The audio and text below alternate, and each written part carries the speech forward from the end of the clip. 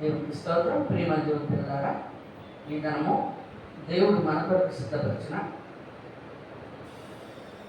లేఖన భాగాలను మనం ధ్యానం చేసుకునే ముందు చిన్న ప్రార్థన చేసుకుని తరలో ఉంచండి. మహాగరుడ, మహోన్నతుడ, నిత్య నివాసి అయిన మా ప్రియ పరలోకపు తండ్రి, నీ బంగారు పాదములకు స్తుతులు స్తోత్రం చెల్లించుకున్నాం.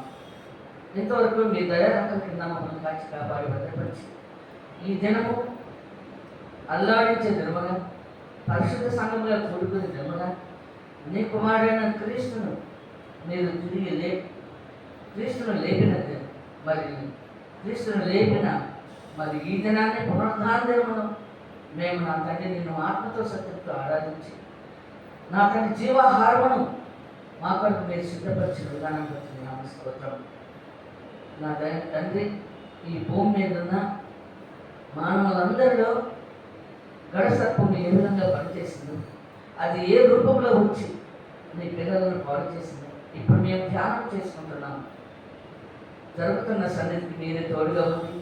అది నుండి అంతవరకు ఆదిత్య వహించి నడిపించి నీ నామానికి మహిమ తెచ్చుకోవడం యేసు పరిశుద్ధ నామములో వేడుకుంటున్నాము తండ్రి. ఆమేన్.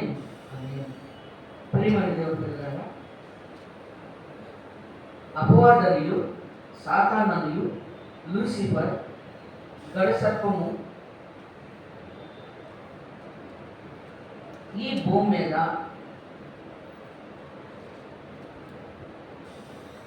ముందుగా ఎవరి దగ్గరికి వెళ్ళిందో, ఎవరెవరిని దర్శించిందో మనం చక్కగా తెలుసుకున్నాం. ఈ భూమి మీద ఆ గడసర్పము ఏలుబడి చేస్తూ ఆయన ప్రజలందరినీ కూడా దాని వైపు తిప్పుకొని పాపము చేయించి దేవునికి బిడ్డలుగా ఉండకుండా, దేవుని నామాన్ని స్మరించకుండా, దేవునికి స్తుతులు చెల్లించకుండా, దేవునికి కృతజ్ఞతాస్తుతులు చెల్లించకుండా, దేవుని యొక్క పేరునే, ఆయన నామాన్నే జ్ఞాపకం లేకుండా ఆ గడసర్పము భూమి మీద ఉన్న మానవులందరినీ పాడు చేసింది.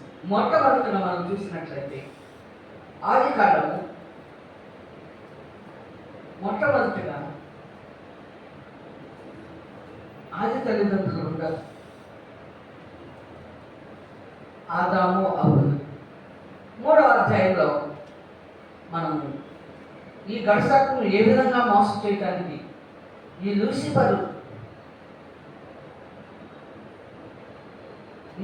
లూసిఫర్లో గడసర్పం జ్వరబడి మొట్టమొదటిగా ఆదామును అవ్వని ఏ విధంగా మోసం చేసిందో మనం చదువుకుందాం. దేవుడైన యెహోవా చేసిన సమస్త భూజంతువులలో సర్పము యుక్తిగలదై ఉండెను. అది ఆ స్త్రీతో ఇది నిజమా, ఈ తోట చెట్లలో దేని ఫలములనైనను మీరు తినకూడదని దేవుడు చెప్పెనా అని అడిగెను. అందుకు స్త్రీ ఈ తోట చెట్ల ఫలములను మేము తినవచ్చును. అయితే తోట మధ్యనున్న చెట్టు ఫలములను గూర్చి దేవుడు మీరు చావకుండానట్లు వాటిని తినకూడదని వాటిని ముట్టకూడదని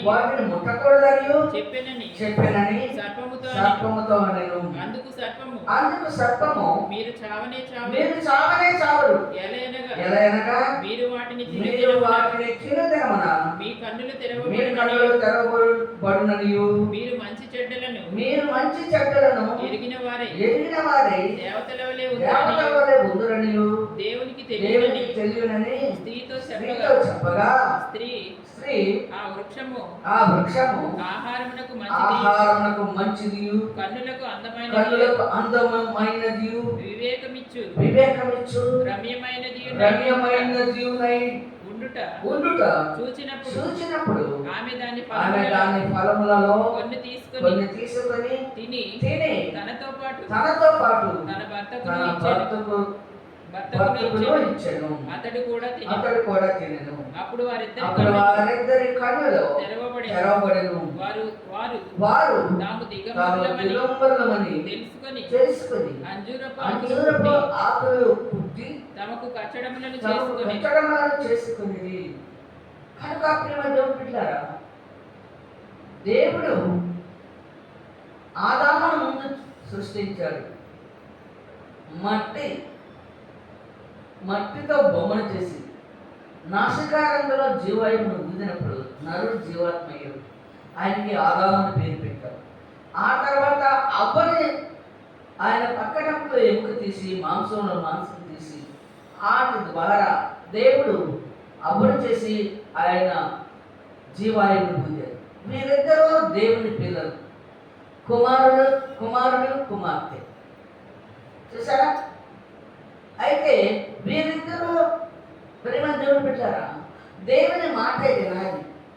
దేవుని ఇప్పుడు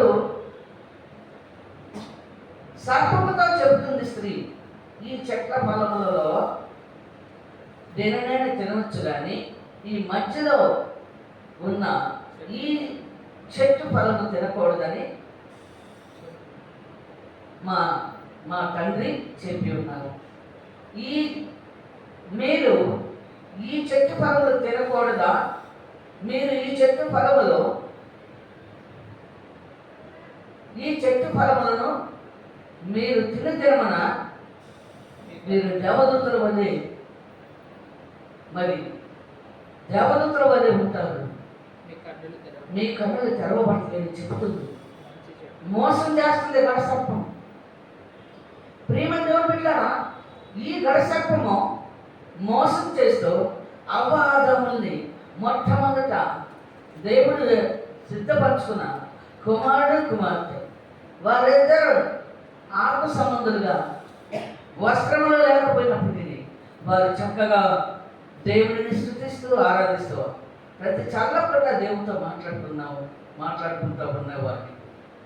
అయితే గడసర్పము వారిని మోసం చేసింది. వారి కన్నులు తెరవబడి వారు దిగంబరులుగా ఉన్నామని తెలుసుకున్నారు.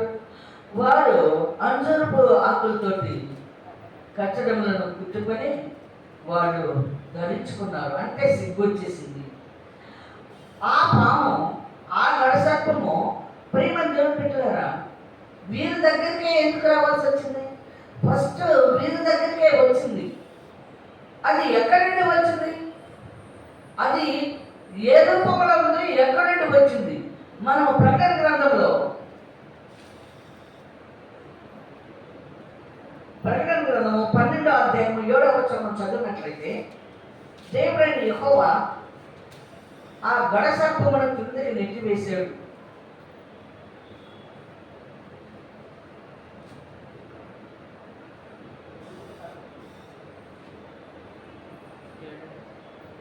ప్రకటన గ్రంథము 12వ అధ్యాయము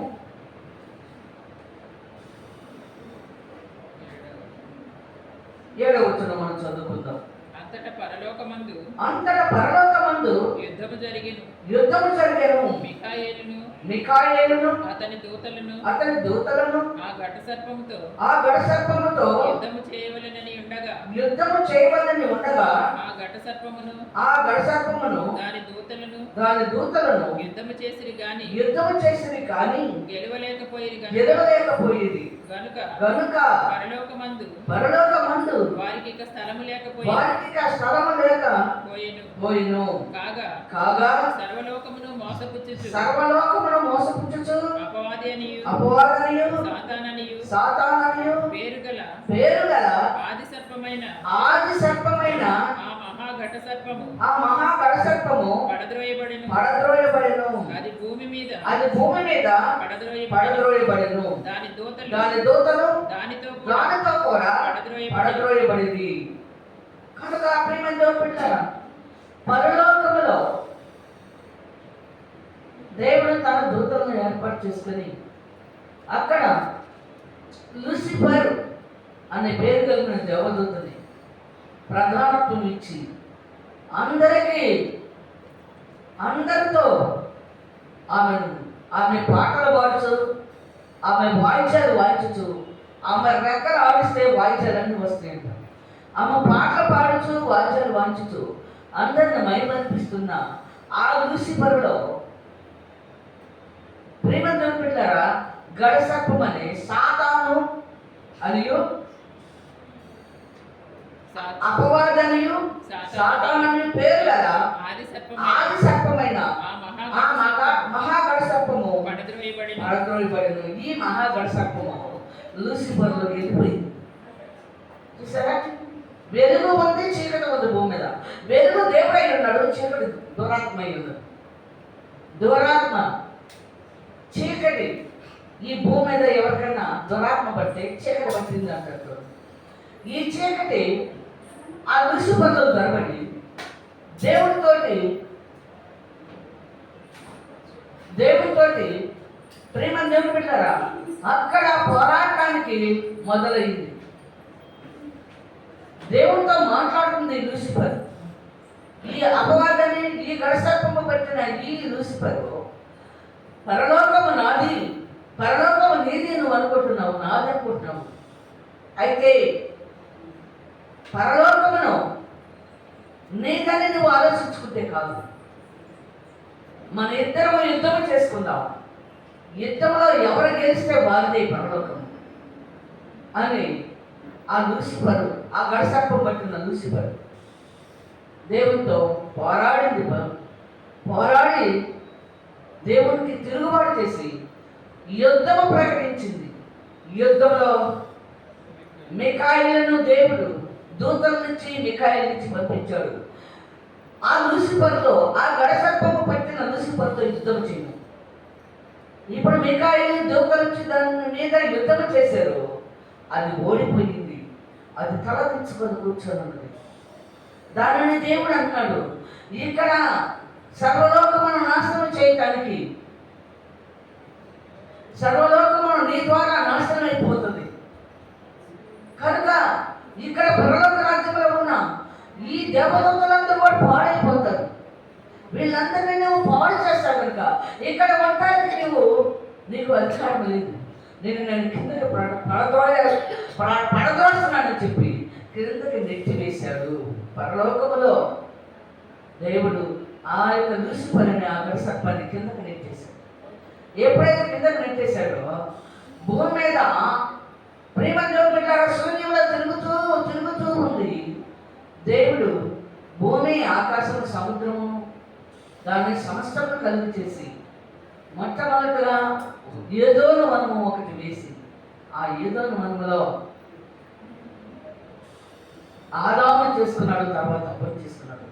ఫస్ట్ వాళ్ళిద్దరే దేవుని రాజ్యంలో దానికి స్థానం లేనందున, యుద్ధంలో ఓడిపోయినందున, పరలోకమును కోల్పోయినందున ఇక్కడ నీ పిల్లలని ఏర్పాటు చేసుకున్నావు కదా భూమి మీద, వారిని నేను నాశనం చేస్తాను. వారిని నీ పిల్లలుగా ఉండకుండా, వారిని నీ యొక్క క్రమంలో ఉండకుండా వారిని నేను నాశనం చేస్తాను.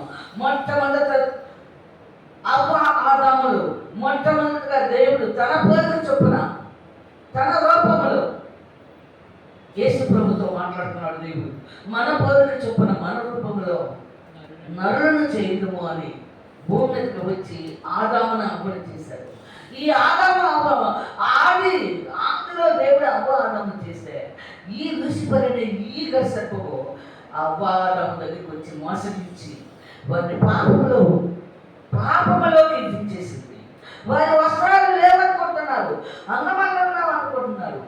అంచులకు ఆకులతో వాళ్ళు మరి కచ్చడములను కుట్టుకొని వారి మొలలకు చక్కగా వేసుకున్నారు. అంటే అపవాదం చెడగొట్టేసిందంటే ప్రేమ దేవుని పెట్టారు. పాపము చేయించేసింది. ఆ పండు తినిపించింది.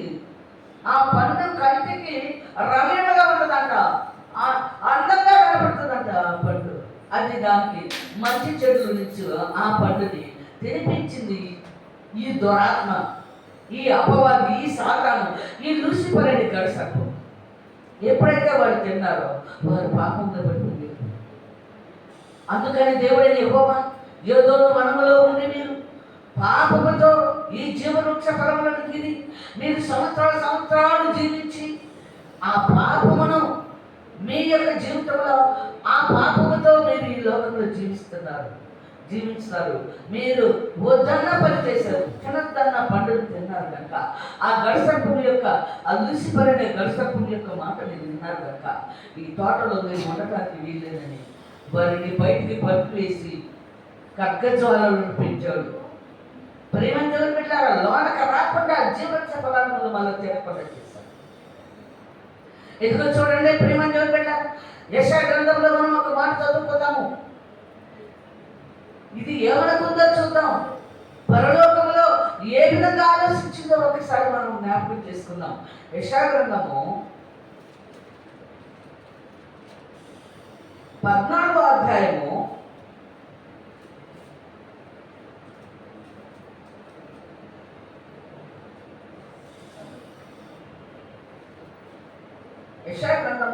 14వ అధ్యాయము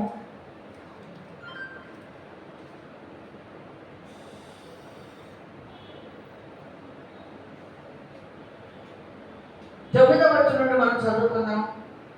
నీవు ప్రవేశించుచుండగానే నిన్ను ఎదుర్కొనుటకై క్రింద పాతాళము నీ విషయమై కలవరపడుచున్నది. అది నిన్ను చూచి ప్రేతలను రేపుచున్నది. భూమిలో పుట్టిన సమస్త శూరులను జనముల రాజులను అందరినీ వారి సింహాసనముల మీద నుండి లేపుచున్నది.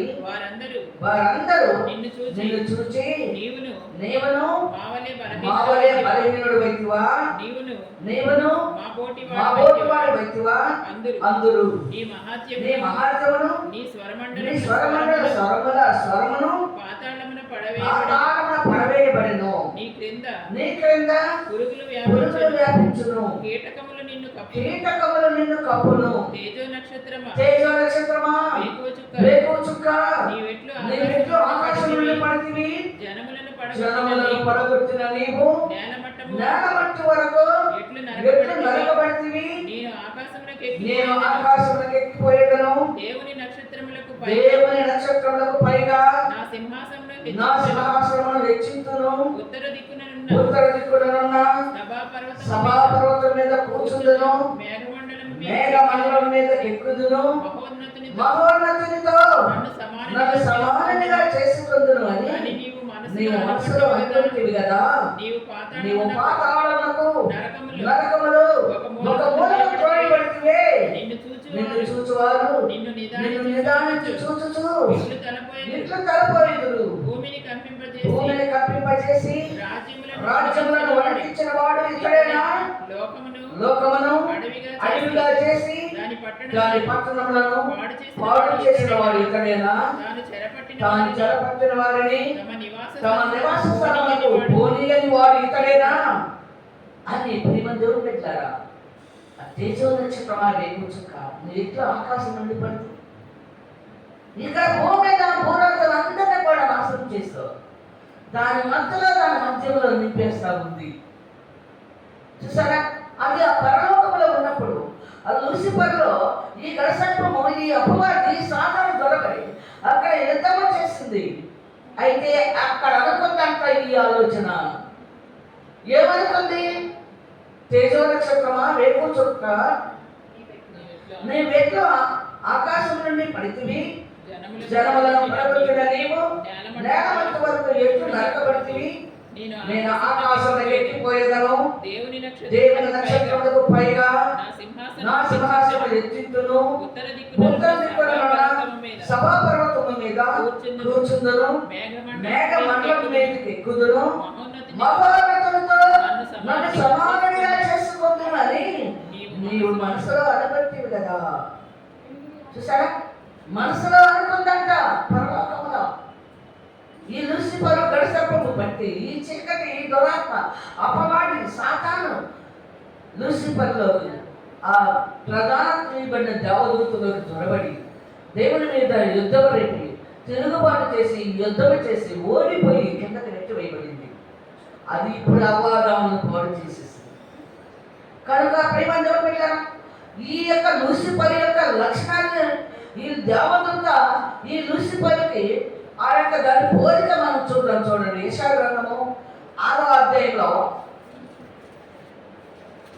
దేవదూత ఏ రూపంలో ఉంటుందో మనకి ఇక్కడ చక్కగా చెప్పగలిగారు. దేవుడు యెహోవా మనకు బయలుపరిచాడు యెషయా ప్రవక్త ద్వారా.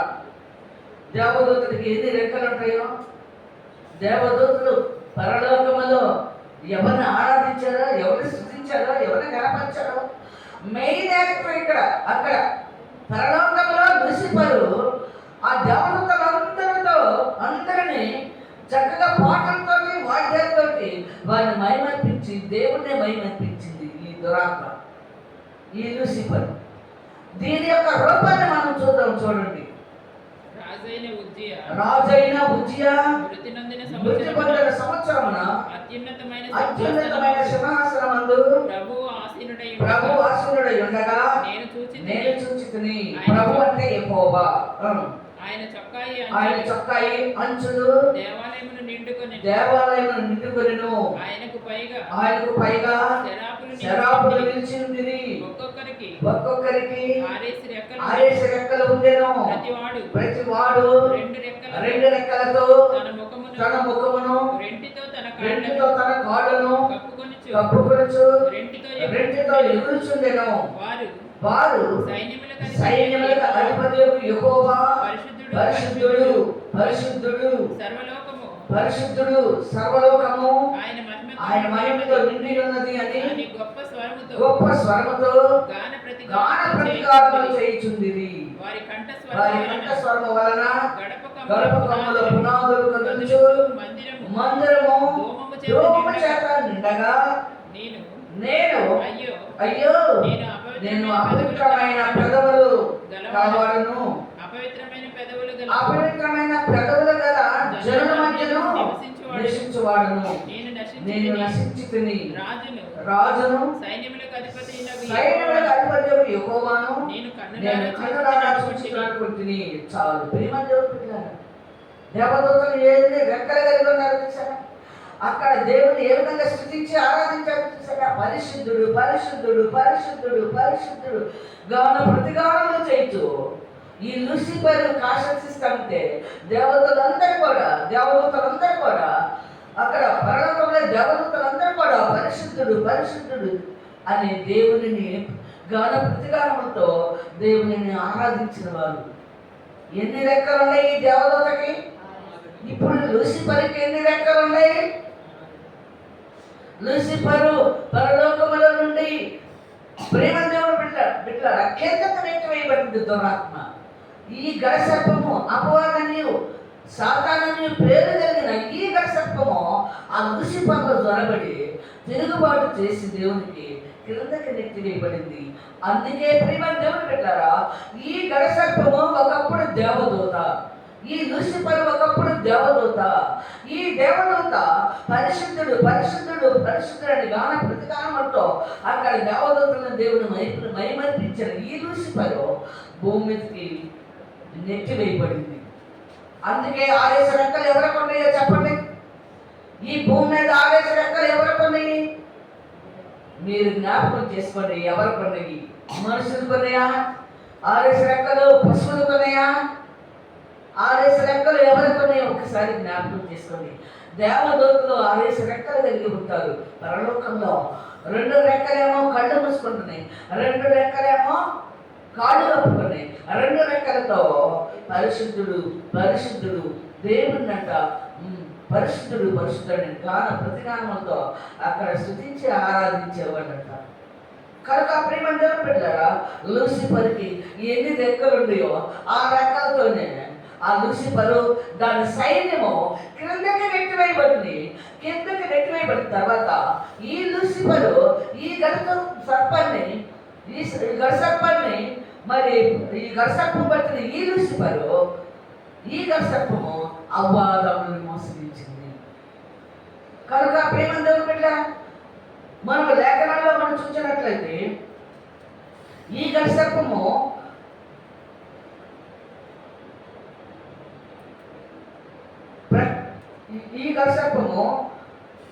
మత్తయి సువార్త మత్తయి సువార్త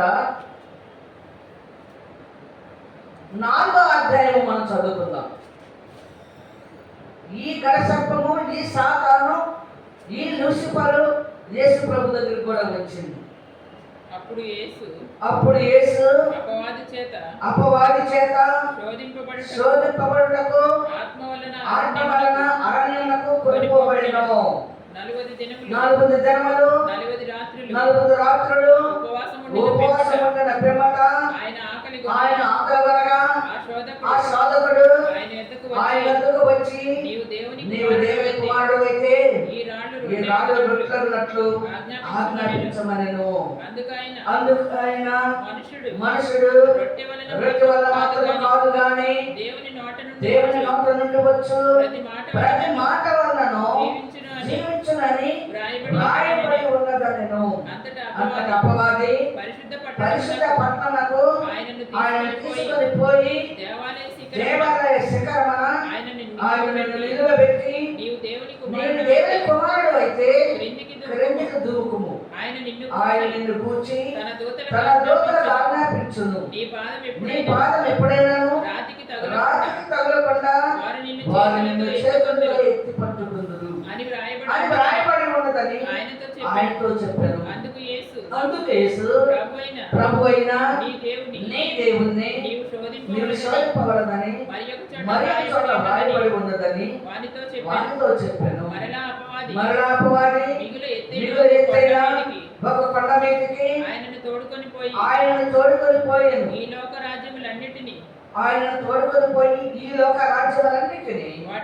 వాటి మహిమను ఆయనకు చూపి నీవు సాగిలపడి నాకు నమస్కారం చేసిన యెడల వీటినన్నిటినీ నీకిచ్చెదనని ఆయనతో చెప్పగా యేసు వానితో సాతానా ప్రభువైన దేవుడైన యెహోవా నీ దేవునికి మొక్కి ఆయనను మాత్రము సేవింపవలెను అని వ్రాయబడి ఉన్నదనెను. అంతటా అపవాది ఆయనను విడిచిపోగా ఇదిగో దేవదూతలు వచ్చి ఆయనకు పరిచయం చేసింది. కనుక ప్రేమ దేవుని పెట్టారా, ఆదాముని ఎలాగా అటాచ్ చేసిందో, ఆదాము దగ్గరికి ఎలా వెళ్ళిందో యేసు ప్రభు దగ్గరికి కూడా వచ్చింది. ఈ కడసర్పమే, ఈ లూసిఫరే, ఈ సాతానే, ఈ అపవాది యేసు ప్రభు దగ్గరికి వచ్చి ప్రేమ దేవుని పెట్టారా, నీవు దేవుని కుమారుడు అయితే. దానికి ఎలా తెలుసు దేవుని కుమారుడని? పరలోకములో తండ్రి కుమారుడిని దేవుడు ఒకప్పుడు లూసిఫర్ దేవదూత కాబట్టి అక్కడ తండ్రి కుమారుని ఎరుకున్నది ఈ దురాత్మ, ఈ గడసర్పము, ఈ లూసిఫర్. అందరి బట్టి నువ్వు దేవుని కుమారుడు అయితే డైరెక్ట్గా చెప్పగలుగుతుంది. ఏ మాత్రమో ఆలోచన లేకుండా నీవు దేవుని కుమారుడు అయితే అక్కడ చూసింది కాబట్టి, పరలోకంలో దేవుని కుమారుడిని చూసింది కాబట్టి ఈ భూమి మీద ఆ యేసు ప్రభువుని దగ్గరికి వచ్చేసి సాతాను మరి యేసుని శోధించడానికి వచ్చినప్పుడు నువ్వు దేవుని కుమారుడు అయితే ఈ రాళ్ళను రొట్టెలన్నట్లు చేయమను ఆజ్ఞాపించమంటాడు. చూసారా?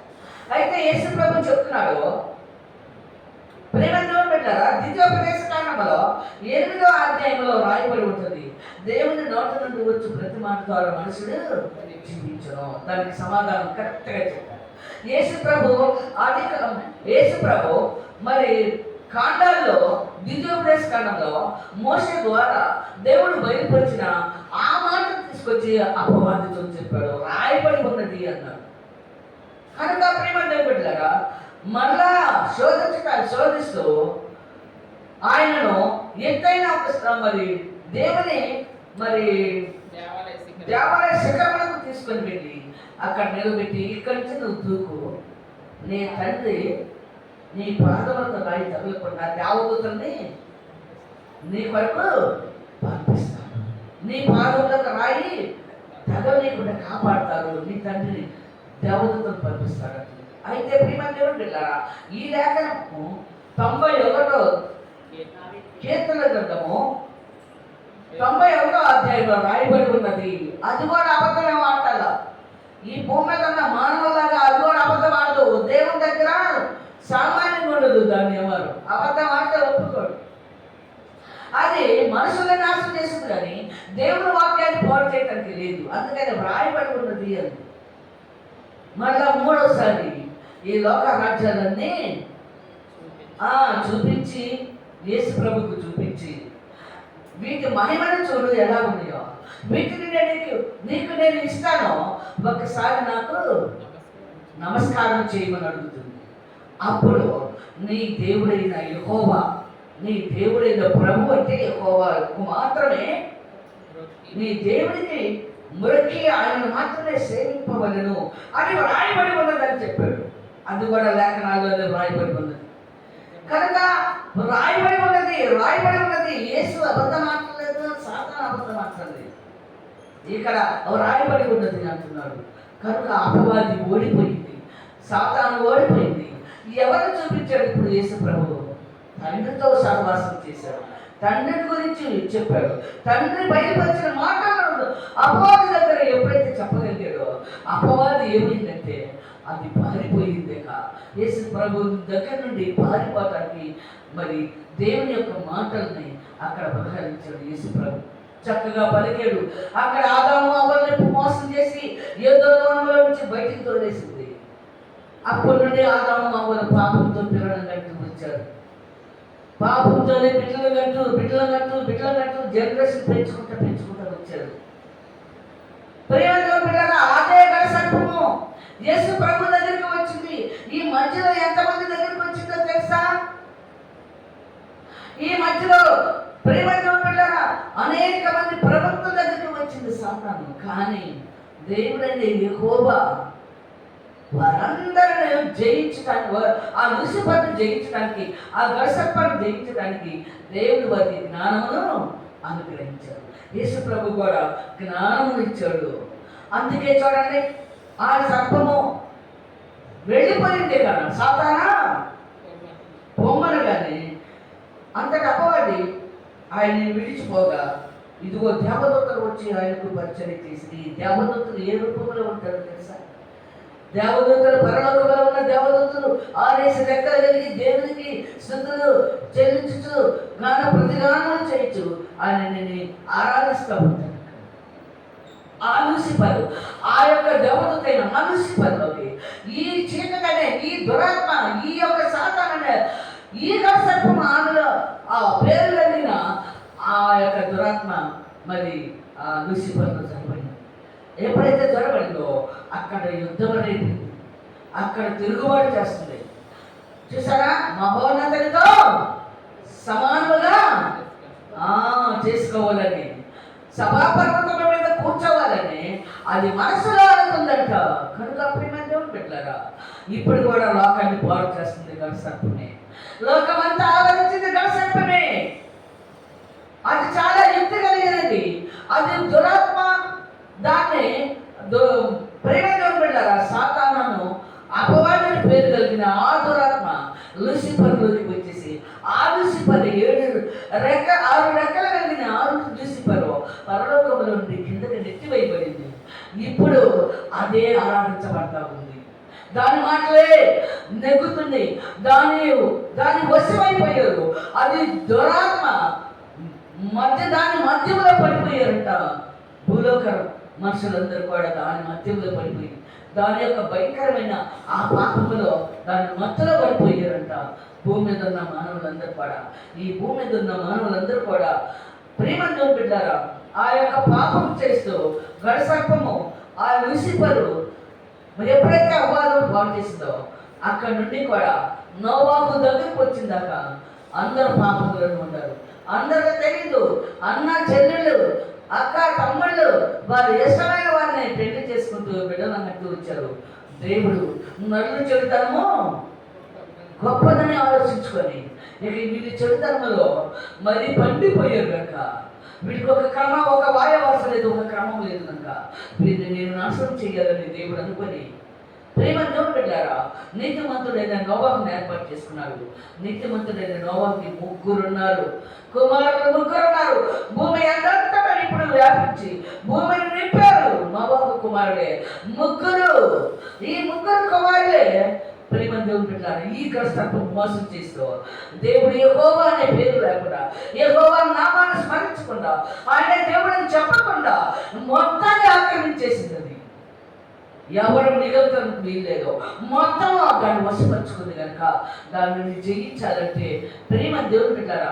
యేసుక్రీస్తు దేవునికి ప్రార్థన ఎలా చేశాడో, యేసుక్రీస్తు దేవుడిని ఎలా స్తుతించాడో భూమి మీద, యేసుక్రీస్తు దేవుడిని ఎలా ఆరాధించాడో, యేసుక్రీస్తు దేవుడిని ఏ విధంగా కృతజ్ఞతాస్తుతులు చెల్లించాడో, తండ్రి చిత్తాన్ని ఏ విధంగా నెరవేర్చాడో, తండ్రి మాటను ఏ విధంగా లోపడ్డాడో, ఆ విధంగా నువ్వు లోపడగలిగితే యేసు ప్రభులాగా విధేయత కలిగి మరి తిరిగి నలిగిన హృదయంతో దేవునికి లోబడి దేవుని యొక్క మాటలు, దేవుని యొక్క మార్గంలో నువ్వు నడవగలిగితే అప్పుడు ఆ దురాత్మను నువ్వు జయించగలుగుతావు.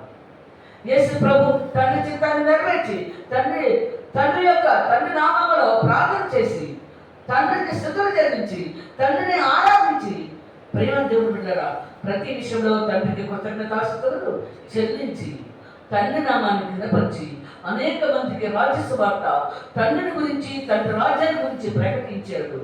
అందరిని బట్టి సాతాన్ని జయించగలిగాడు. నీ జీవితంలో, నా జీవితంలో ఆ దర్శత్వం అనే ఆ దృశ్యపని మనం జయించాలంటే, ఆ దురాత్మ మనం జయించాలంటే, తండ్రితో మనకి కనెక్షన్ ఉండాలంటే ఆయన కుమారుడి దగ్గరికి వచ్చి ఆయన ప్రధాన యాజకుడిగా, ఆయన బోధకుడిగా, ఆయన మాటలు మనం విని ఆయనను మనం వెంబడించినట్లయితే ఆయన ప్రేమ దేవుడు పెట్టారా తండ్రితో మనకు కనెక్షన్ వస్తుంది. తండ్రిని మనం ఆత్మతో సత్యంతో ఆరాధించడానికి అర్హత కలిగి ఉంటాం. కనుక ఈ భూమి మీద ఉన్న ఆ సర్పాన్ని నువ్వు జయించాలంటే యేసు ప్రభు భూమి మీద తండ్రిని ఎలా కనపరిచాడో, ఎలా మహిమపరిచాడో, తండ్రిని ఎలా ఆరాధించాడో, తండ్రికి ప్రేమ దేవుడు ఎలా మహిమ తెచ్చాడో, తండ్రి నాకంటే గొప్పవాడని ఏ విధంగా ప్రకటించాడో రాజస్వార్థం, ఆ విధంగా మనం కూడా తండ్రి నామాన్ని కనపరిచి తండ్రి చిత్తాన్ని నెరవేర్చి నిత్య జీవనకు వాసనట్లుగా సిద్ధపడి అనేక మందిని మనం సిద్ధపరచుకుందాం. దేవుడు తన వాక్యం దీవించగాక. ఆమేన్, ఆమేన్. దేవునికి స్తోత్రం.